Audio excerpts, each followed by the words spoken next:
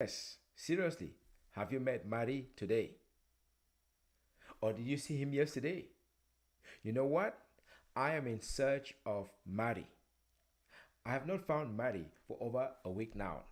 And it pains me because everybody needs to know Marty. I bet you are asking, who is Marty? Gideon, are you kidding? What's up your sleeves? Well, in case you're wondering, who is Marty? First, let me say who I am. I am Gideon from Ukwai, the story warrior. I want to greet all my friends in Asia, in Africa, in Europe, in America, wherever you are. I know you are a friend and a friend indeed. That's why I say you need to know Marty. But who is Marty? You see, last week I went out jogging in the cold. It was a little bit chilly for me, for my liking, but I persisted because this is December and I've not quite shed off the number of pounds that I promised myself in January. So I'm pushing a little bit harder, a little bit harder. I don't know about you, but I try to keep my word. Sometimes I fail, but I don't want to go down quietly. I want to give a good struggle. And that's what brought me out that afternoon. Later, like 4:30 p.m., I'm jogging around the rolling hills of Rock Wall. Yes, Rock Wall. That's the name. Go figure. And I've been around Rock Wall for a while, but not too long, not up to a year. And I'm always out there jogging around this path in the neighborhood, packed with homes. As I was going down this tiny little hill, a gentleman across the road, he said to me, "Hey, hey, that's a good run. You're doing a good run." I looked around, I'm like, who gives this kind of compliment? Nobody compliments me when I'm running this slowly. And the voice inside of me said, "Sir, did you just realize that I'm running like 12 miles, 12 minutes per mile?"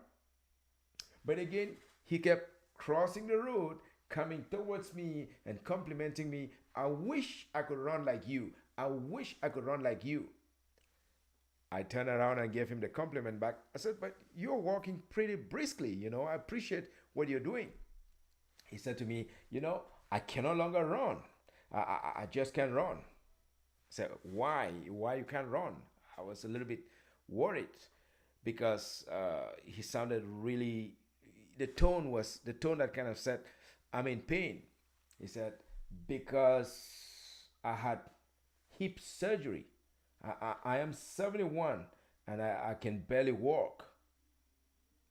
At that moment, I felt his pain. I know for a fact I can run if I have severe pain. Let alone walk, I can walk, not run, if I'm in pain. Going through hip surgery at 71, I don't know if I'll be running. I don't know if I'll even get out of my house. But that was Maddie. But he kept on walking closely, getting closer and closer to me, and he shook my hand. My hands were a little bit sweaty, so I had to, dust it off. Well, dust it off, so to speak. Wiped it off a little bit, and then shook his hand. Warm and warm, firm, friendly, gentlemanly, neighborly handshake. I was very comforted by the fact that I was talking to somebody who thought I was doing something exceptional, even though deep in me I knew I was under par. We walked, we talked. I decided to stop running.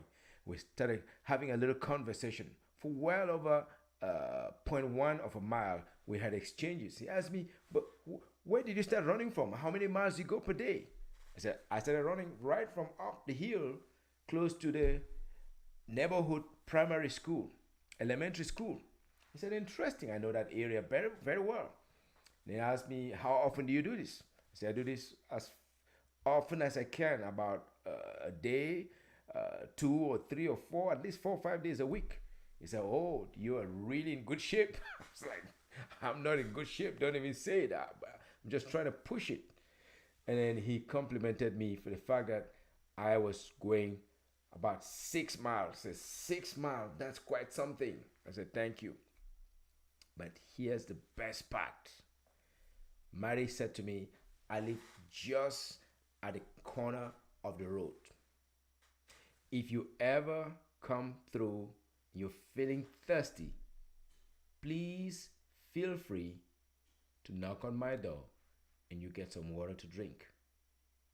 I was like, what?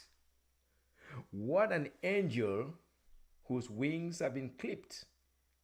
Mary, in my understanding, is an angel without wings. When was the last time somebody gave that kind of offer to me? I can't remember. I've been running nonstop, yes, nonstop, since 1987. I've run in Cameroon. I've run in Botswana. I've run in South Africa. I've run in Singapore. I've run in New York. I've run in Orlando. I've run in Nevada. I've run in Oregon. I am running here in Dallas, Texas. Nobody in all these years has ever stopped me or offered a drink, especially one who says, that's my home, feel free to knock on it. When I was doing competitive runs, yeah, people would come and splash water on you and offer you some water to drink. But this man clearly was someone from another side of the world. And that's why I say Marty is 1 in 1,000. And I love to talk about 1 in 1,000 category, the unsung heroes with untold stories who bloom when you least expect. I'd been having a difficult day, but he redeemed my faith in humanity. A couple of business partners have been going astray and doing some strange things. It bothered me very much on that day, but Marty redeemed me. He gave me courage again. He gave me the strength. You should have seen me after my meeting with Marty. After we said, okay, thank you so much, Marty. I gotta sprint forward again. I gotta keep moving. My step was quicker, was faster, was stronger, thanks to that meeting with this gentle, fine older gentleman. 71, going strong, in good spirits, and the best validator I ever known in this whole neighborhood or anywhere for that matter that I've been fortunate to run. Maddie sent me home that evening with a certain assurance in my heart that everywhere you go, there are good people. You just have to be out there running every single day for 3 decades, and then you run into one of them. Everywhere you go, there are good humans who used to be angels. Maybe they're still angels. They got their wings clipped and they're still walking all around us. The question is, when you see a Marty, what do you do about that? Do you go and keep that story to yourself? For me, heck no. That's why I'm a story warrior. I want to tell the stories of the unsung heroes. I want to tell the untold stories of people that have touched me, encouraged me, and nudged me forward. And that's why I'm telling you, I'm in search of Marty. You should be in search of Marty. Or more importantly, you should be a Marty. I should be a Marty. We should all be Martys to those we meet on our journey in life. Whether you're climbing up Mount Kilimanjaro, whether you're going down that gentle knoll, that tiny little foothill, think about those you meet. Can you try to be Marty?